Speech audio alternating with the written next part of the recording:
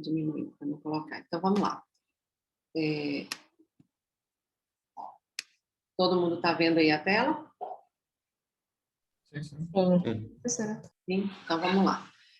Hoje a gente vai terminar aquela aula da semana passada sobre eletronormal. Na aula da semana passada, a gente conversou sobre ritmo, frequência e eixo.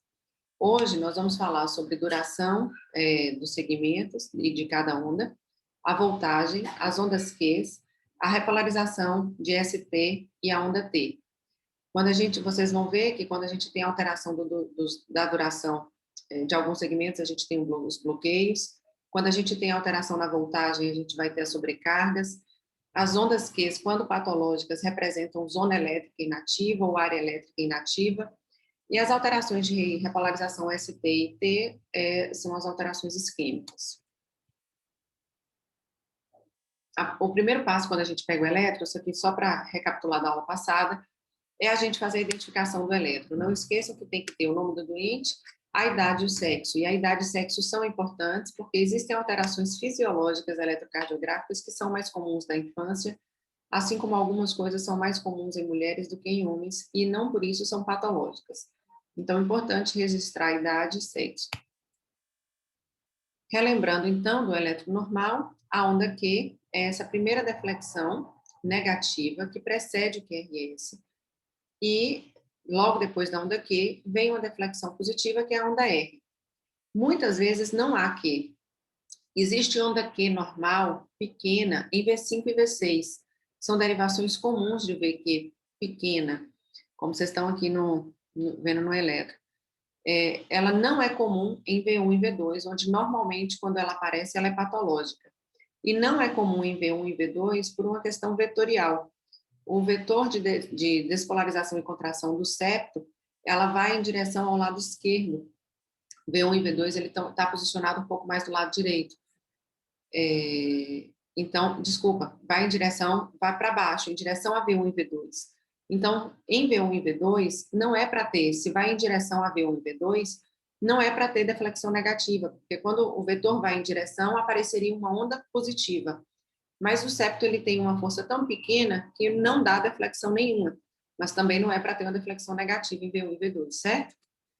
Então, é normal onda Q pequena em V5 e V6, não é normal em V1 e V2. A onda R é essa primeira deflexão positiva, e a onda S é a deflexão negativa que foi precedida de uma positiva. A onda T é a onda que segue o QRS, onde acontece a repolarização ventricular, que vocês já sabem que é apenas um fenômeno elétrico, não há uma resposta mecânica. O segmento ST é essa parte que vai unir o QRS à onda T. Ela vai do ponto J, o ponto J é essa união aqui entre o QRS e o segmento ST, que está entre o amarelo e o verde, e vai levar até a onda T, o início da onda T. O ciclo cardíaco ele é composto, então, pela onda P, segmento PR, complexo QRS, segmento ST, onda T e a onda U. A onda U é raramente visível, ela corresponde à repolarização dos músculos papilares ou das fibras de Purkinje, a recomposição das fibras de Purkinje e a repolarização dos músculos papilares é muito difícil dela estar observada no eletro. Existe uma diferença entre segmento e intervalo. Vocês vão observar isso quando vocês forem estudar, mas assim, o segmento PR, que está aqui em laranja, ele vai do final da onda P ao início do QRS. E o intervalo PR, ele vai do início da onda P, início de P ao início do QRS, certo? O intervalo, ele é mais abrangente do que o segmento. Intervalo QT vai do início do QRS até o final de T. Segmento ST, só um pedacinho, certo? Essa figura dá para ilustrar bem o que eu estou querendo dizer. Bom, o registro, vocês já sabem, é feito em papel milimetrado, de cada quadradinho pequeno mede 1 por 1 milímetro, formando quadrados maiores de 5 por 5. A altura e a profundidade de cada onda representam a voltagem dessa onda e são medidas em milímetros. O eixo horizontal representa o tempo e está medido em segundos ou milissegundos. Então, cada quadradinho pequeno desse tem 40 milissegundos, ou 0,04 segundos. O conjunto de quadradão, um quadradão, que são 5 milímetros, tem 200 milissegundos, ou 0,2 segundos, certo? A duração do ciclo cardíaco e dos intervalos é dado por essa contagem no eixo horizontal.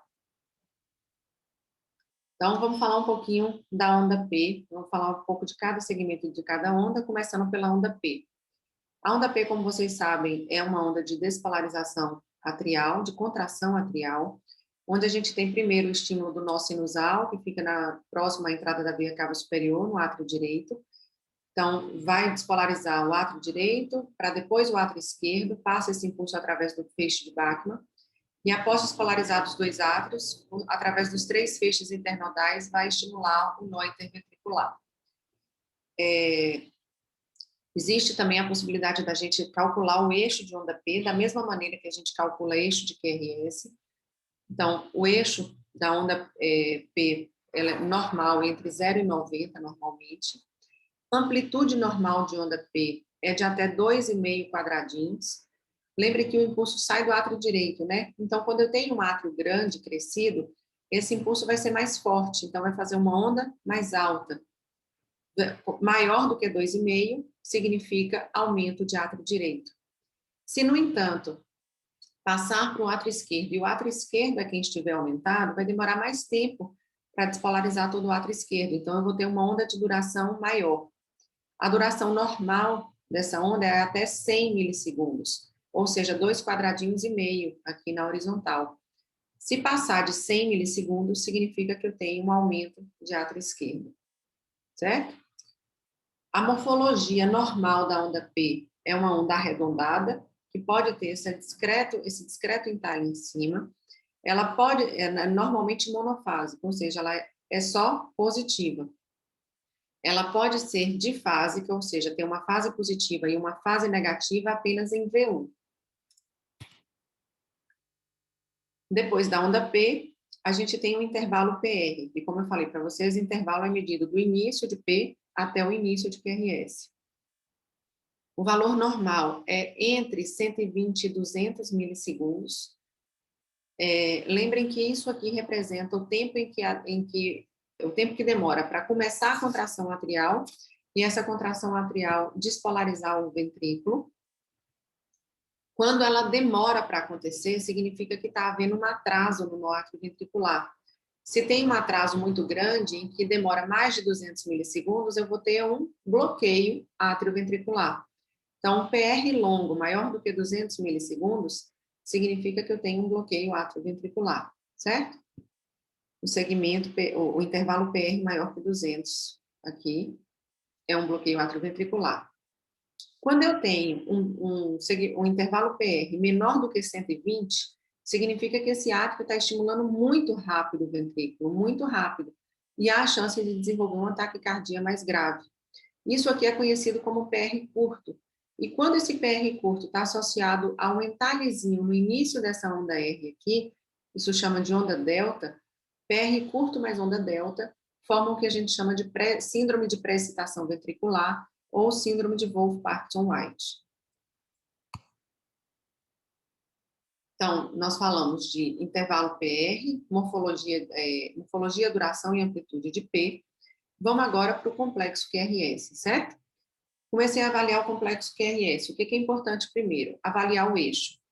O eixo, ele é normal entre 0 e 90 graus, a depender de algumas fontes. A última diretriz de laudo eletrocardiográfico coloca entre menos 30 e mais 90.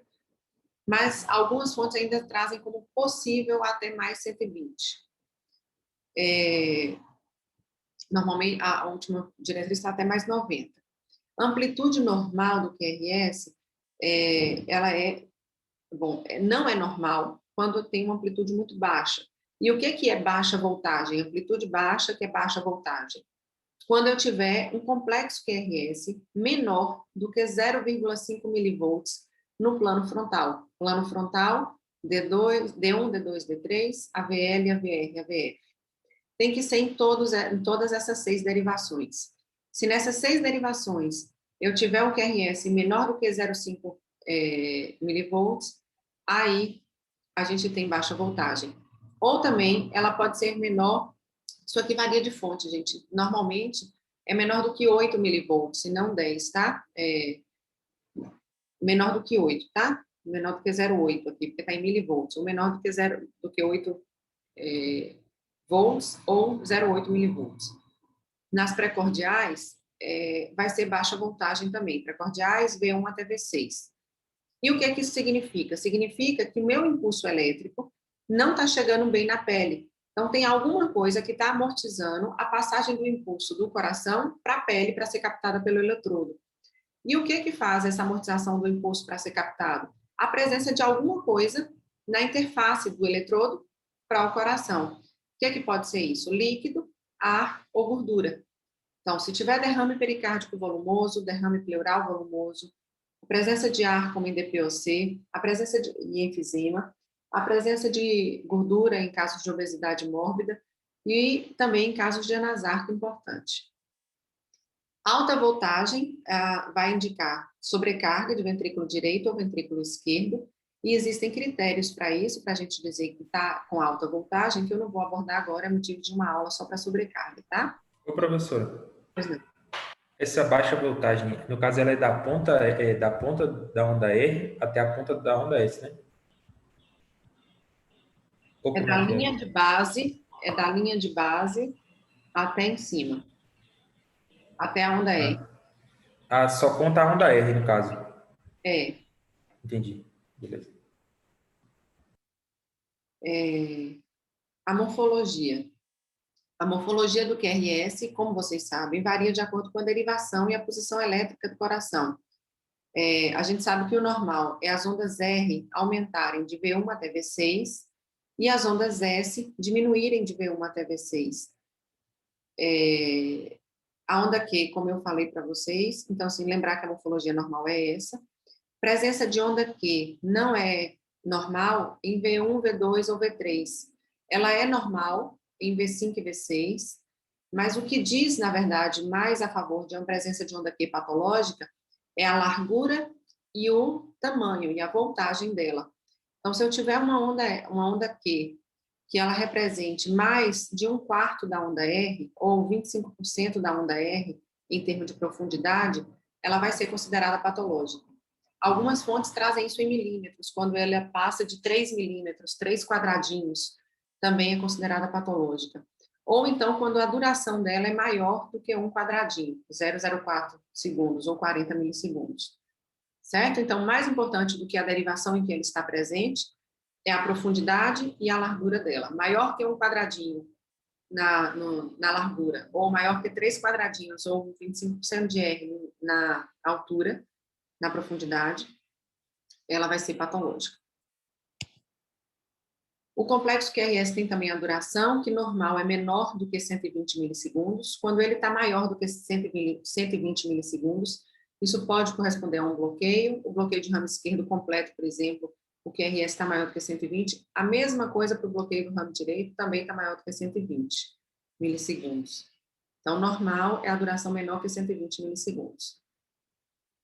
E o segmento ST, que é aquele segmento que começa no ponto J, botei aqui, o segmento ST, que vai começar aqui no ponto J e vai ter até o início da parte ascendente da onda T. Ele normalmente tem uma primeira porção isoelétrica. Quando a gente tem desníveis de ST, isso pode representar isquemia, como nos infartos. O bloqueio de ramo, como eu comentei com vocês agora há pouco, pode também alterar e fazer desnível de ST, e é por isso que nos pacientes que têm bloqueio de ramo esquerdo, a gente usa os critérios de Sgarbossa para definir o supra, porque ele pode ter um suprinho pequeno só pelo bloqueio, e isso não representar isquemia. Além disso, nas hipertrofias também, é muito comum um paciente, por exemplo, com hipertrofia ventricular padrão strain, a gente tem pode ter um infra de ST e uma inversão de onda T, sem que isso seja isquêmico. A elevação do ST, ela é dentro da normalidade, se ela for menor do que 1 a 1,5, né? Então, assim, uma ligeira elevação de ST entre 1 e 1,5 é normal, desde que ela seja ligeiramente convexa, com morfologia normal, e nas precordiais direitas, certo? De V1 até V3 V4, pode ser observado em pessoas saudáveis. Isso para a gente não ficar invocado com qualquer suprinha que a gente veja aí no eletro. Então, daí, concluímos então que o segmento ST. Vamos falar agora da onda T. A onda T ela tem uma morfologia tipicamente assimétrica, a polaridade dela é variável, mas normalmente ela é positiva em V5 e V6 e negativa em AVR. A amplitude máxima dela é em torno de 5 milivolts nas periféricas e 15 milivolts nas precordiais. Isso só como um parâmetro para a gente dizer que a gente tem uma onda T pontiaguda, por exemplo, que normalmente ela está na morfologia mais afinada no ápice, e também, às vezes, maior, mais ampla do que 15 nas precordiais ou 5 nas periféricas, o que pode representar uma alteração aguda de uma cardiopatia isquêmica, mas também pode representar alteração de hipercalemia. Lembre que a primeira alteração eletrocardiográfica de um paciente com potássio elevado é a onda T apiculada. O intervalo QT é aquele intervalo que vai do início da onda Q até o final da onda T, e ele representa todo o processo de contração e relaxamento ventricular. É importante para a gente avaliar todo o funcionamento do ventrículo. Para a gente calcular o QT, a gente tem que levar em consideração a frequência cardíaca, porque o intervalo QT varia se o indivíduo está taquicárdico ou bradicárdico. Então, a gente corrige o intervalo QT para a frequência, que é o que a gente chama de QTC. Para corrigir para a frequência, a gente vai contar o intervalo QT, que é simplesmente contar o número de quadradinhos que tem no início da onda Q até o final da onda T. Depois, eu vou contar o número de quadradinho que tem entre o intervalo RR. E aí eu vou fazer a raiz quadrada de RR. E dividir o QT pela raiz quadrada de RR, tendo assim o QTC, que é o QT corrigido para a frequência. Lembre que o intervalo entre cada onda R representa nada mais do que a frequência cardíaca. O intervalo QT ele pode estar alterado em pacientes portadores de arritmia, mas existem drogas que podem alterar o intervalo QT, como a amiodarona, propafenona, que são antiarrítmicos naturais, mas outras drogas que a gente tem que ter cuidado, principalmente nos pacientes que são cardiopatas e usam antiarrítmicos ou usam algumas medicações de impregnação, como digoxina, que se a gente usar junto, pode prolongar o QT, como a famosa hidroxicloroquina agora na pandemia, né? A hidroxicloroquina, a azitromicina. Então, reparem como existe o falso pacote de tratamento precoce COVID aí, tão mal falado e mal divulgado. Também, né, professora? Oi? O antidepressivo tricíclico, amitriptilina. Sim, também. Antidepressivo tricíclico também prolonga QT. Mas reparem o perigo de você sair usando a torta e a direita aí, como o pessoal quer preconizar. Azitromicina com hidroxicloroquina juntos são duas drogas que podem prolongar o intervalo QT. Você usar isso junto já aumenta a chance do paciente, mesmo sadio, poder desenvolver prolongamento de QT e induzir uma arritmia maligna. Se você fizer esse uso num paciente cardiopata, a chance é maior ainda. Então, há outras drogas muito comuns também, são os antifúngicos, fluconazol, os imidazólicos, eles também prolongam o QT, certo? E a onda 1, como eu falei para vocês, é uma deflexão pequena após a onda T, que normalmente segue a mesma polaridade da onda T, representa a repolarização dos músculos papilares ou a reorganização das fibras de Purkinje. Não tem muito efeito para avaliação, não. Então, uma vez a gente avaliado, reparem que até aqui o que nós fizemos, nós calculamos em ordem ritmo, frequência cardíaca e eixo do QRS, para a gente organizar nosso raciocínio. Daí, eu vou olhar onda por onda, segmento por segmento do início.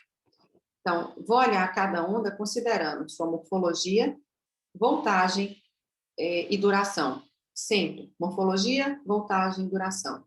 Tá? Aí eu olhei onda P, vou olhar onda P em termos de morfologia, voltagem, duração. Passo para o segmento PR e observo principalmente a duração. Vou para o complexo QRS, morfologia, voltagem, duração, já calculei eixo. Vou para o segmento ST, observo se tem supra entre desnivelamento. chego na onda T, de novo, morfologia, voltagem, duração. Certo? Sempre nessa ordem. Daí a gente vai montar o laudo do nosso eletro. E a gente faz primeiro um laudo descritivo, isso aqui está de acordo com a última diretriz de laudo eletrocardiográfico da Sociedade Brasileira de Cardiologia. No laudo descritivo, a gente vai analisar o ritmo e a frequência cardíaca, depois, análise da duração, amplitude e morfologia de P, intervalo PR, determinar eixo elétrico de P, QRS e T, mas tá bom se determinar só de QRS, não fiquem doidos. Tá bom, ótimo tamanho QRS, o eixo de QRS. E analisar depois duração, amplitude e morfologia de QRS.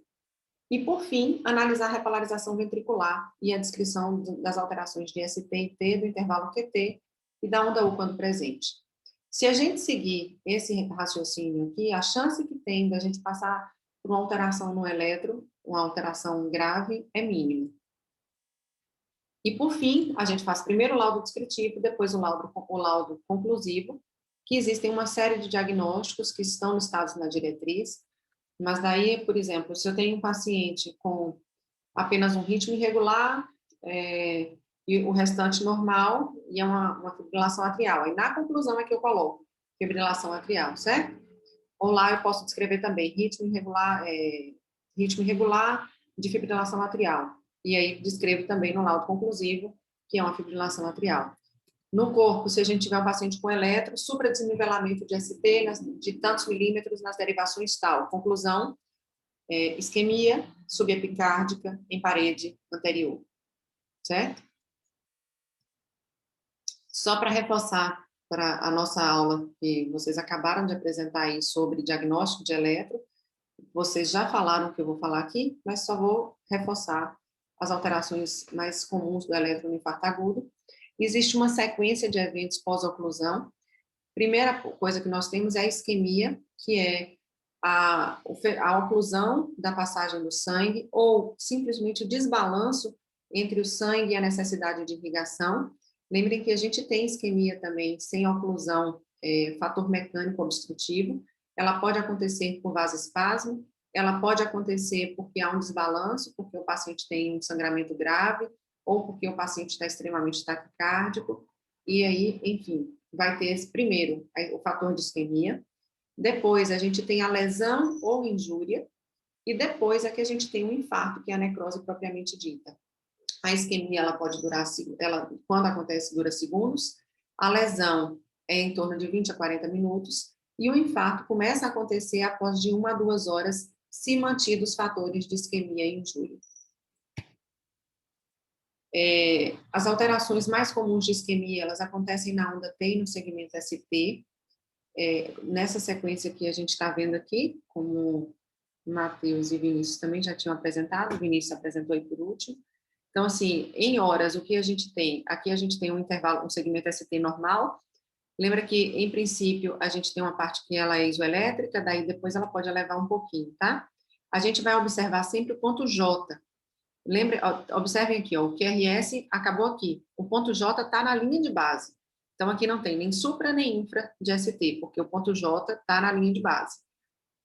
A primeira coisa que vai acontecer é uma onda T hiperaguda, onde eu estou tendo aqui um supra já do ponto J, estão vendo?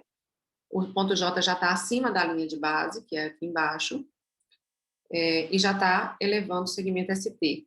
E a onda T, ela está apiculada. Depois, em questão de mais horas, aqui é a hiperaguda, mas com o passar das horas a gente vai ter, aqui ainda não é subaguda não, tá, gente? Aqui ainda é com as horas. Algumas poucas horas, vou ter uma elevação maior do segmento ST, e vejam que eu ainda tenho aqui no segmento ST uma concavidade, no caso que eu estou, porque algumas pessoas querem botar assim como método para vocês gravarem, carinha de feliz e carinha de triste, né? Aqui o segmento ST, ele está começando a emborcar, mas ele ainda está para baixo, ele ainda está, deixa eu tentar desenhar aqui só para mostrar o que eu estou querendo falar para vocês. Deixa eu ver se eu consigo. Vocês podem usar isso, mas eu estou pedindo só para ter um pouco de cuidado quando você faz isso. Ó, aqui é o segmento ST, ó, ele está assim, certo? Então, aqui, se eu fizer uma carinha aqui, eu ainda vou ter uma carinha de feliz, ele ainda não está triste, certo? Essa carinha de triste é isso aqui que começa a formar aqui, ó, onde eu começo a ter essa convexidade, certo? Mas reparem que essa é uma alteração com mais horas. Então, se você pega um paciente logo no início do infarto, a primeira coisa que você vai ter é só onda T apiculada. Depois é que você vai começar a ter o supra, e depois é que você vai começar a inverter de concavidade para convexidade, certo? E a onda T começa a inverter também. Na fase crônica, a gente vai ter a onda T, ela pode manter invertida ou pode voltar. O supra, ele pode se manter também por vários dias ou meses depois. A principal alteração que diferencia um eletro subagudo de um eletro crônico é Ô, mãe, por que você não me acordou? Tem alguém com o microfone ligado. A principal alteração que vai ter de diferença do subagudo para o crônico é a formação de onda Q, certo? Como aqui no próximo slide. Aqui a gente observa bem essa formação de onda Q. Observem aqui primeiro no eletro 1, no eletro normal. Aqui a gente começa a ter o supradesnivelamento do ponto J em relação à linha de base. Aqui o início da formação de uma onda Q com o supra mantido, certo? E aí observem que com o passar do tempo, essa onda Q ela vai ficando mais profunda, com um significado maior de patologia, tá certo? E a onda T que está invertida na fase subaguda, na fase crônica, ela tende a normalizar e permanece a onda Q, que é a onda de sequela.